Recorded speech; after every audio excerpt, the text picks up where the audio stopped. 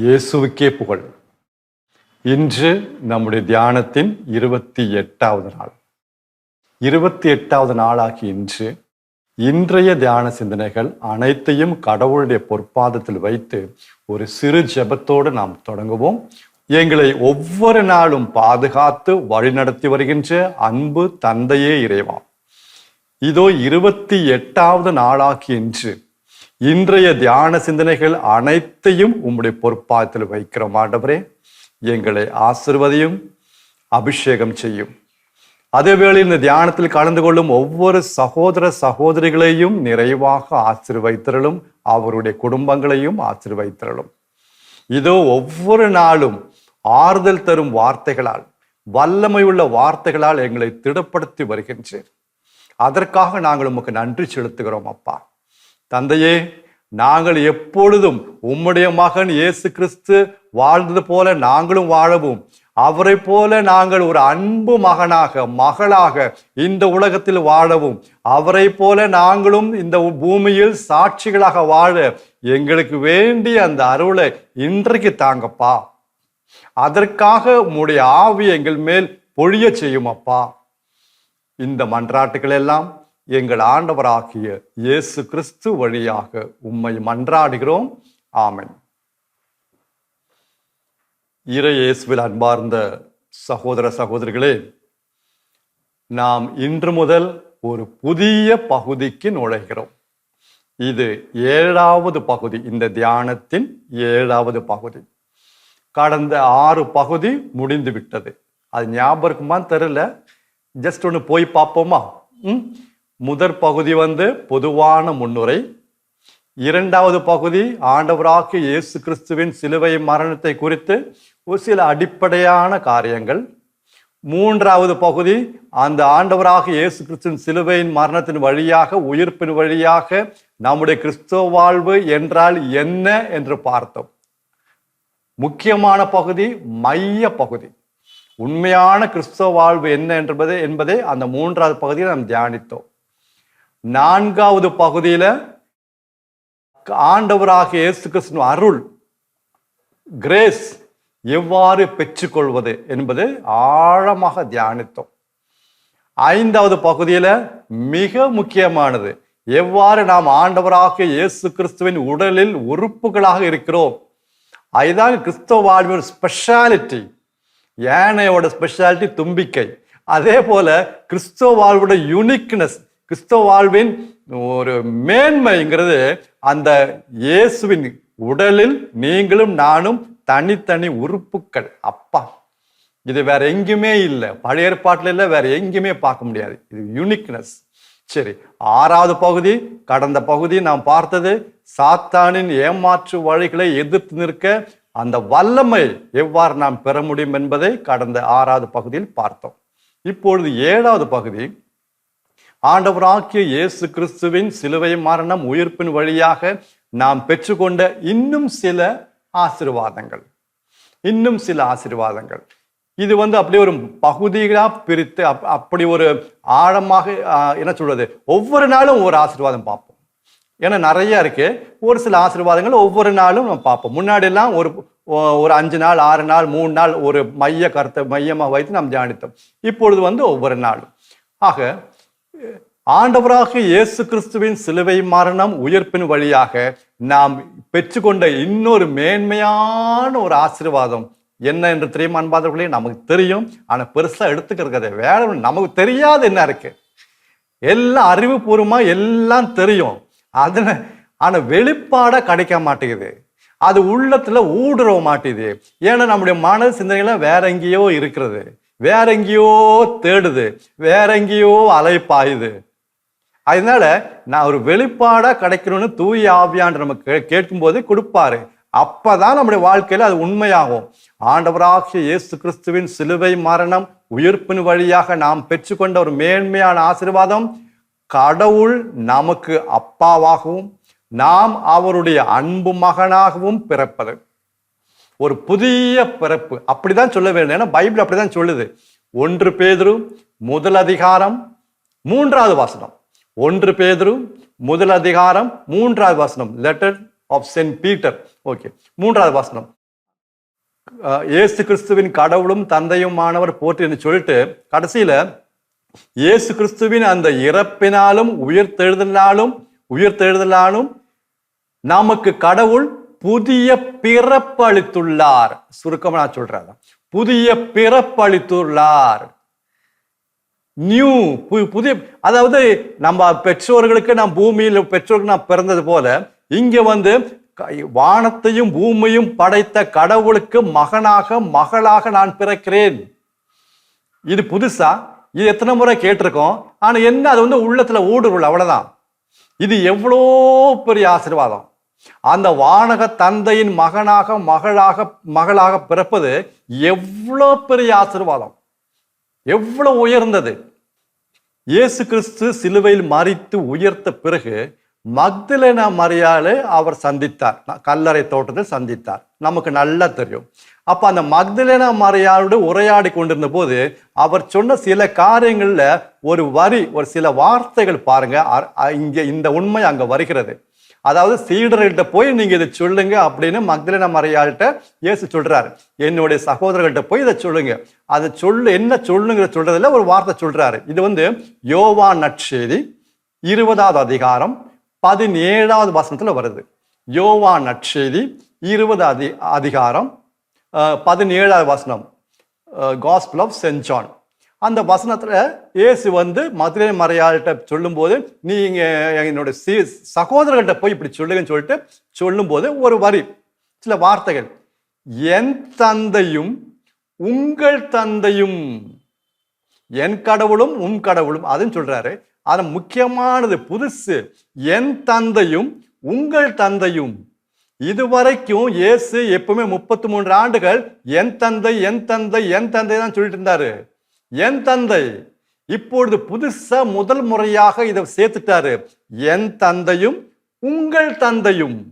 இப்ப என்னாச்சு, அந்த இயேசு சிலுவையின் அந்த பாடுபட்ட அந்த பலியான அதன் வழியாக, உயிர்ப்பின் வழியாக இப்ப நானும் நீங்களும் இயேசுவின் சகோதர சகோதரிகளா மாறிட்டோம். என் தந்தை இயேசுவோடைய அப்பா, என்னுடைய அப்பா. அன்பாந்தர்களே, இதை கொஞ்சம் ஆழமா கொஞ்சம் போனோம்னா இன்னும் கொஞ்சம் நல்லா இருக்கும். ஒரு வெளிப்பாடுக்காக ஜெபிங்க. இப்ப சொல்ல போறது ஒரு வெளிப்பாடை கிடைச்சுன்னா ரொம்ப நல்லா இருக்கும். எனக்கு அது வெளிப்பாடை கிடைச்சா ரொம்ப உள்ளத்துல மகிழ்ச்சியும் ஒரு ஆனந்தம் வந்துச்சு. அதை நான் உங்கள்கிட்ட பகிர்ந்து கொள்கிறேன். ஒரு வசனம் நமக்கு தெரியும்ல, யோவான் நற்செய்தி 3வது அதிகாரம் 16வது வசனம். இந்த வசனத்தை, அந்த வார்த்தைகளை கவனிங்களேன். தம் மகன் மீது நம்பிக்கை கொள்ளும் எவரும் அழியாமல் நிலை வாழ்வை பெறும் பொருட்டு இங்க நல்ல கவனிங்க, தம் ஒரே பேரான மகனை அனுப்பும் அளவிற்கு கடவுள் இவ்வுலகின் மீது அன்பு கொண்டார். எந்த மகனை? தம் ஒரே பேரான மகனை. ஆண்டவராக இயேசு கிறிஸ்து இந்த பூமிக்கு வரும்பொழுது ஒரே பேரான மகனாக வந்தார். உண்மை, 100க்கு 100 உண்மை. ஆனா அதே ஆண்டவராக இயேசு கிறிஸ்து தன்னுடைய பணி வாழ்க்கை முடித்து, கடவுளுடைய அப்பாவோட திட்டத்தை முடித்து இந்த பூமியை விட்டு மேல போகும்போது ஒரே மகனாக, ஒரே பேரான மகனா போல. அந்த பதவி அவர் வேண்டான்னு வச்சுட்டாரு. இப்ப எந்த பதவி? தலைப்பேரான மகன். ஒரே பேரான மகன் அல்ல, தலைப்பேரான மகன். தலைப்பேரான மகன்னா மூத்த மகன். எவ்வளோ பெரிய தியாகம் அவர் பண்ணிட்டாரு, எவ்வளோ பெரிய தியாகம். அன்பார்களே, ஒரே பேரான மகனுக்கும் மூத்த மகனுக்கும் எவ்வளோ வித்தியாசம். இப்போ ஒரு வீட்டுல, குடும்பத்துல அவங்களுக்கு ஒரே பையன், இன்னொரு வீட்டுல 4 பசங்க. இப்ப இந்த பையனோட அம்மாவும் சொல்றாங்க, இது என்னுடைய ஒரே பையனுங்க, ஒன்லி சன். ஓகே. இந்த அம்மாவும் சொல்றாங்க, ஒரு பையன் நிக்க வச்சுட்டு, அவங்க பையன் நிக்க வச்சுட்டு, இது என்னுடைய மூத்த மகங்க. என்னங்க வித்தியாசம்? இது ஒரே பையன் சொல்லும்போது அவனுக்கு கீழே வேற யாரும் இல்லை, அவனுக்கு மேல யாரும் இல்லை, அந்த வீட்டுல ஒரே பையன் அவன். இங்க மூத்த மகன் சொல்லும்போது அந்த பையனுக்கு கீழே சகோதரிகள் வேற இருக்காங்க. இவன் மூத்த மகன் தான், இன்னும் அவனுக்கு கீழே நிறைய பேர் இருக்காங்க. அடுத்த வித்தியாசம், ஒரே பையன்னா அந்த வீட்டில் இருக்கிற சொத்து, குடும்ப சொத்து எல்லாம் அவனுக்கு தான், வேற யாருக்கும் போகாது. அதுக்கான உரிமை அவன் மட்டும்தான். ஒரே மகன், ஒரே பையன். இங்கே மூத்த மகன்னா அந்த அவனுக்கு கீழே இருக்கிற சகோதர சகோதரி அவனுக்கும் அனைவருக்கும் சேர்ந்து எல்லா ஷேரும் அவங்களுக்கும் இருக்கு இந்த சொத்துல, குடும்ப சொத்துல. அப்போ இயேசு ஒரே பேரான மகனாக வரும்பொழுது எல்லாமே அவருக்கு சொந்தம். தந்தையோடது எல்லாம் அவருக்கு மட்டும்தான் சொந்தம், வேற யாருக்கும் சொந்தம் கிடையாது. ஏன்னா அவர் தான் ஒரே பேரான மகன். ஆனா இந்த பூமியை விட்டு அவர் மேல போகும்போது தலைப்பேரான மகனாக சென்றார், மூத்த மகனாக போனாரு. அப்ப அவர் கீழே யாரு? நீங்களும் நானும், நீங்களும் நானும் அவருடைய சகோதர சகோதரிகள். நம்பெல்லாம் இயேசுவும் நம்பெல்லாம் கடவுளுடைய மக்கள். ஆனா என்ன வித்தியாசம்? இயேசு மூத்த மகன். இப்போ தந்தையோட, நம்முடைய தந்தையோட எல்லா சொத்துக்கும் நீங்களும் நானும் இயேசுவும் எல்லாம் சம பங்கு. we are equal sharers. தந்தையோடது எல்லாம் நமக்கு தான், இயேசுக்கும் நமக்கும். இது எப்பயாவது நம்முடைய உள்ளத்தை ஊடிருக்கு அன்பான சகோதர சகோதரர்களே. இயேசு எவ்வளோ பெரிய தியாகத்தை பண்ணாரு. அவர் எடுத்த முடிவுங்க. யாரு அவரை கட்டாயப்படுத்தல, அவர் நம் மீது வைத்த அன்பினால், அவர் நம் மீது வைத்த அந்த பேரன்பினால். இதை தியானிக்க தியானிக்க கண்ணு தண்ணி கொட்டணும். எங்க கொட்டுது? எங்க அவரோட உறவு? அவரை ட்ரெஸ் இல்லாம சிலுவையில் தொங்கினா என்ன, அவர் அடிச்சா என்ன, துப்புனா என்ன? அவர் யார்? என்னுடைய மூத்த மகன், அண்ணன், என்னுடைய அண்ணன். அவருடைய அப்பா என்னுடைய அப்பா. என்னுடைய அப்பா, பூமி உள்ள அப்பாவோட அம்மாவை விட, என்னுடைய பூமியில சகோதர சகோதரி விட என்னுடைய நெருக்கமான உறவு இப்ப அவரு. அந்த ஆண்டவராக இயேசு கிறிஸ்து, அவர் தான் எனக்கு ரத்தத்தை சிந்தினாரே, உயிரை கொடுத்தவரு. வானக தந்தையே என்னோட தந்தையாக மாற்றியவர் அவரு. பெரிய தியாகம் பண்ணாரு. ஒரே பேரான மகன் என்ற பதவியிலிருந்து மூத்த மகன், தலைப்பேரான மகன் என்ற பதவிக்கு தாழ்த்தினாரு. எனக்காக அவர் தந்தையோடு சமமாக இருந்தவர், தந்தையோடு சமமாக இருந்தவர். அன்பாதவர்களே, வான தூதர்களுக்கு கூட கிடைக்காத மாபெரும் பாக்கியம் நமக்கு கிடைச்சிருக்கு. நமக்கு கடவுள் அப்பா அப்பா சொல்லி பழகி போச்சு, அதோடைய அந்த ஆழம் புரியல. அதனால தான் நம்முடைய கிறிஸ்தவ வாழ்வு அவ்வளோ ஒரு மட்டமா போச்சு. எல்லாம் பூமியில வர, உலகத்துல வாழ்கிற எல்லா மக்களோட வாழ்க்கை நம்முடைய வாழ்க்கை ஒன்னா இருக்கு. என்ன நம்ம இயேசுவை கும்பிடுறோம், அவ்வளவுதான். லைஃப் ஸ்டைல்ல மாற்றம் கிடையாது. நோ, இது இல்ல மற்றவங்களுக்காக இல்ல, இது எனக்காக. இந்த சிந்தனை எனக்காக, மிஞ்சி போனா என்னுடைய குடும்பத்திற்காக. அப்படிதான் நான் பாக்குறேன், அப்படிதான் நீங்களும் பார்க்கணும். மற்றவங்களோட குடும்பம், அவங்களோட வாழ்க்கை ஆராய்ந்து பார்க்காதீங்க, நம்ம வேலை கிடையாது. அன்பார்ந்த சகோதர சகோதரிகளே, பழைய ஏற்பாட்டு மக்களுக்கு கூட அது கிடைக்கல. அபிரகாமோ, மோசையோ, ஏலியாவோ, எலிசாவோ, தானியலோ, தாவீதோ யாரும் கடவுளை அப்பான்னு கூப்பிட முடியாதுங்க. அதிகாரம் கிடையாது. சேனைகளின் கர்த்தர், சேனைகளின் ஆண்டவர், தலைவர், கடவுள், வானத்தையும் பூமி, இப்படித்தான் கூப்பிட முடியும். ஆபிரகாமின் கடவுள், ஈசாக்கின் கடவுள், யாக்கோபின் கடவுள் தான் கூப்பிட முடியும். அப்பா நோ. இயேசு முதல் முறையா கடவுளை அப்பான்னு கூப்பிட்டதுக்கு யூதர்கள் என்ன செஞ்சாங்க தெரியுமா? கோபம் பிச்சுக்கிட்டு வந்துச்சு. யோவான் நற்செய்தி 5வது அதிகாரம் 16ல இருந்து 18 முடிய வாசிச்சு பாருங்க. யோவான் நற்செய்தி 5வது அதிகாரம் 16ல இருந்து 18. அவர் செஞ்ச ஒரு காரியம், ஓய்வு நாள்ல ஒருத்தர் குணமாக்குனாரு. இப்போ கடவுளையே அப்பான்னு கூப்பிட்டதுனால அவங்களுக்கு எரிச்சல். எப்படி இவர் கடவுளை அப்பான்னு கூப்பிடலாம்? சாதாரண ஒரு கார்பெண்டர், நாசரேத் ஊர்ல பிறந்து வளர்ந்தவர், அப்பா யாரும் கூட தெரியாத பூமியில இவர் கடவுளையே அப்பான்னு கூப்பிடுறாரா? கல்லறி அவங்க முயற்சி பண்ணாங்க. How can we say like that? எப்படி அவர் சொல்லலாம்? அவங்களால ஏத்துக்க முடியல. இன்னும் நமக்கு பழகி போச்சு, கேடா நமக்கு தெரிய மாட்டேது. இது அவ்வளோ பெரிய உண்மைங்க. இது இந்த உலகத்தையும் விண்ணுலகையும் மண்ணடி அசைக்கக்கூடியது.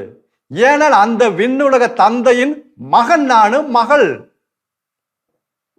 அன்பார்ந்த சகோதர சகோதரிகளே, ஒரு வசனம் இன்னொரு வசனம் சொன்னா இன்னும் கொஞ்சம் நல்லா புரியும். ரோமையர் 8வது அதிகாரத்துல 29வது வசனம், 2வது பகுதி. இதே தான் அங்க போட்டு வேற மாதிரி போட்டிருக்காங்க. ரோமையர் 8வது அதிகாரம் 29வது வசனத்துல கடைசி பகுதி. அந்த சகோதர சகோதரிகளில், அதாவது உங்களின் என்னையும் நீங்களும் நானும், அந்த சகோதர சகோதரிகளில் தன்னுடைய மகன் தலைப்பேரான மகனாக விளங்கும்படி இவ்வாறு செய்தார். தலைப்பேரானவராக விளங்கும்படி இவ்வாறு செய்தார். சில காரியங்கள்லாம் கடவுள் செஞ்சாரு, நம்ம முன்குறித்து வைத்தாரு, தெரிந்தெடுத்தாரு, அழைத்தாரு நம்முடைய. அப்போ நம்ம இந்த சகோதர சகோதரிகளில் தலைப்பேரானவராக, மூத்த சகோதரனாக விளங்கும்படி கடவுள் இப்படி செய்தாரா? அவருடைய மகன் மூத்த மகனாக இருக்கணுங்கிறதுக்காக. அன்பாதவர்களே, அவர் நம்முடைய மூத்த சகோதரன். நீங்களும் நானும் அவருடைய அன்பு சகோதரிகள், தூய சகோதரிகள். அந்த தூய கடவுளே, அன்பாதவர்களே, எபிரேயர் 3வது அதிகாரத்துல, 3வது நினைக்கிறேன், முதல் வசனத்துல அந்த எபிரேயர் நம்மளை அழைக்கிறார். எப்படி அழைக்கிறார் தெரியுமா? தூய சகோதர சகோதரிகளே. வெறும் சகோதர சகோதரிகள் இல்ல, தூய சகோதர சகோதரிகளே, ஹோலி பிரதரன். எபிரேயர் 3:1 தூய ஏன்னா அந்த இயேசுவின் சகோதர சகோதரி நம்ம. இது விளையாட்டு கிடையாது. அன்பாதோடு இயேசு, அப்போ இயேசு கடவுளின் மகன் என்றால் அவர் வாழ்ந்தது போல நாம் வாழணும்.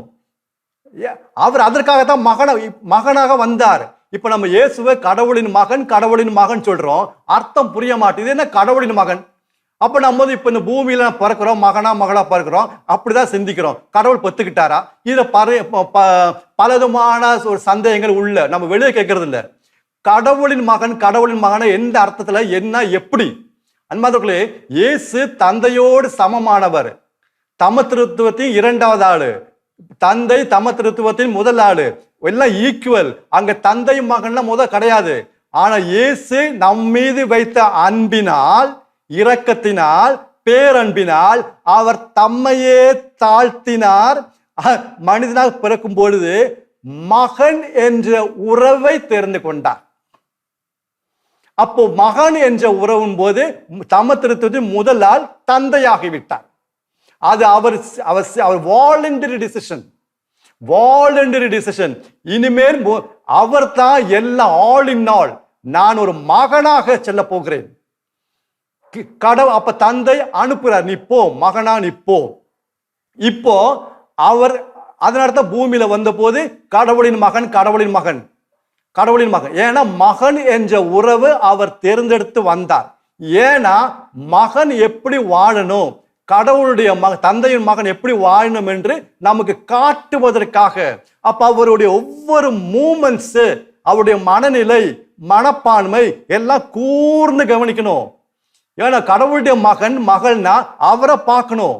இன்னைக்கு உலகத்துல மக்கள் எப்படி வாழ்றாங்க, எப்படி பிள்ளைகளை வளர்க்குறாங்க, என்னென்ன பேசுறாங்க, என்னென்ன பார்க்கறாங்க, அதை பார்த்து நம்ம காப்பிடிக்கிறோம். நாம காப்பிடிக்க வேண்டியது இயேசு தான் கடவுளுடைய மகனாக வாழ்ந்தவர். அப்ப நான் கடவுளுடைய மகள் என்றால் அவரை பார்க்க வேண்டும். அதுதான் பருவம் 2ல முழுக்க செய்தோம். பருவம் இதுவே தகுந்த காலம். பருவம் 2ல இயேசுடைய சாயல், இயேசுடைய வாழ்க்கை ஃபுல்லா அந்த பருவம். அது மாதிரிகளே, இப்படிதான் வாழணும். அவர் எதற்கு முக்கியத்துவம் கொடுத்தார் இயேசு, அதற்கு மட்டும்தான் நாம் முக்கியத்துவம் கொடுக்கணும். வேற எதற்கும் முக்கியத்துவம் கொடுக்க கூடாது. அவர் தந்தையோட உறவு தான் அவருக்கு ஃபர்ஸ்ட், வேற ஒண்ணும் கிடையாது. மற்றதெல்லாம் குப்பை. தந்தையோட உறவு, அதை மட்டும் விட மாட்டார். நீங்க அடிக்கிறதா அடிச்சுக்குவாங்க, என்ன வேணா செஞ்சுக்குவாங்க, இழுத்துட்டு போவாங்க. ஆனா தந்தையோட அந்த நெருக்கமான உறவு, அந்த ஐக்கியம், அந்த நட்புறவு, அதுதான் ஒரு பெருசு. அப்ப இந்த பூமியில நாம் கடவுளுடைய மகன் அல்லது மகள்னு சொல்லும்போது நம்முடைய முக்கியமான ஒரு காரியம், நாம் எதற்கு முக்கியத்துவம் கொடுக்க வேண்டும் என்றால் தந்தையோட உறவு. ஏன்னா இயேசு மூத்த மகன் நமக்கு முன்மாதிரி காட்டினார். அதுதாங்க அந்த இயேசு இன்னொன்னு செய்தார், தந்தையை காட்டியவர் அவர். ஏன்னா மகன் என்ற உறவு உறவில் வந்தார். எனவே தந்தை, அவருக்கு தான் தெரியும் தந்தை யாருன்னு. தந்தை என்ன விரும்புறாருன்னு அவருக்கு தான் தெரியும். தந்தை என்ன நினைக்கிறாருன்னு அவருக்கு தான் தெரியும். ஏன்னா அவர் கடவுளுடைய மகன். அப்ப அவரை பார்த்தா நம்ம தந்தையை தெரிஞ்சுக்கலாம். என்னுடைய பூமியில அப்பாவை தெரிஞ்சுக்கணும்னா என்கிட்ட கேட்கணுங்க. நான் எப்படி நடந்துக்கிறேன், நான் எப்படி செய்யறேன், என்ன பார்க்கணுங்க. அப்ப இயேசுவை பார்த்தா தான் தந்தையை தெரியும். அப்போ அன்பான சகோதரன், நம்ம அப்பா யாருன்னு அவரை பார்க்கணும். எப்படி பார்க்கணும்? கடவுளுடைய வார்த்தையில் பார்க்க வேண்டும். அந்த இயேசுடைய வாழ்க்கை அற்புதமான, அந்த புதுமையான வாழ்க்கை, இயேசுடைய வாழ்க்கை அங்க கொடுக்கப்பட்டிருக்கிறது கடவுளுடைய வார்த்தையில், பைபிள்ல. சும்மா ஏதோ அப்பா அப்பான்னு சொல்லி நான் கடவுளுடைய மகன் சொல்லி ஏதோ எல்லாரும் வாழ்றப்படி வாழக்கூடாது. இதற்கு ஒரு விலை கொடுக்கணும். இது மிகவும் முக்கியமானது, மேன்மையானது. இது பூமியில பலருக்கும் கிடைக்காதது, வானதூதருக்கு கிடைக்காதது, பழைய ஏற்பாடுல யாருக்கும் கிடைக்காத ஒரு மகா பாக்கியம் நமக்கு கிடைத்திருக்கு. ஆனா அதே நேரத்துல அப்பா தந்தையோட அன்பு நம்ம மேல இருக்கணும்னா இந்த உலகத்தை நேசிக்க கூடாது, இந்த உலகத்து காரியங்களை நேசிக்க கூடாது. 1 யோவான் 2வது அதிகாரம் 15-16 வாக்கியங்கள்.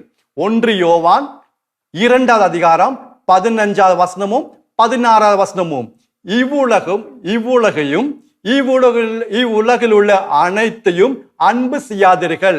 அப்படி அன்பு செய்தால் தந்தையின் அன்பு உங்கள் மேல் இராது. சரி, அப்ப உலகில் உள்ள காரியங்கள் என்னது? அங்க 16வது வசனம், உடல் ஆசை, இச்சை நிறைந்த பார்வை, செல்வ செருக்கு, இவை நேசிக்கிறவர்கள் தந்தையோட அன்பை பெற்றுக்கொள்ள மாட்டார்கள்.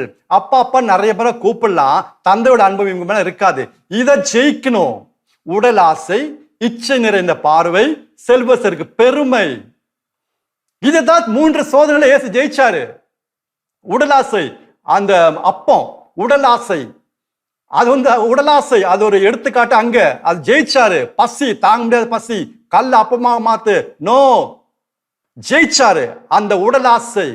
இச்சை நிறைந்த பார்வை, சாத்தான் இயேசுவை மலைக்கு மேல கூட்டிட்டு போய் இந்த உலகத்துல ராஜ்யங்கள், இந்த உலக அரசுகள், இந்த உலகத்தோட மகிமை, பெருமை எல்லாம் காட்டினாரு. பார்வை, இச்சை நிற பார்வை, இயேசு அதையும் ஜெயிச்சாரு. சாத்தான் அப்படியே மயக்க பார்த்தாரு. அந்த பார்வையில இயேசு மயக்க பார்த்தார், நடக்கல, ஜெயிச்சிட்டாரு. அடுத்து செல்வ செருக்கு, பெருமை. என்னது? அந்த ஆலயத்துல இருந்து மேல இருந்து கீழே குதி, அப்பா நீதான் ராஜா, கீழே குதிச்சுதான் எல்லாம் என்ன சொல்லுவாங்க, அப்படி பெருமை.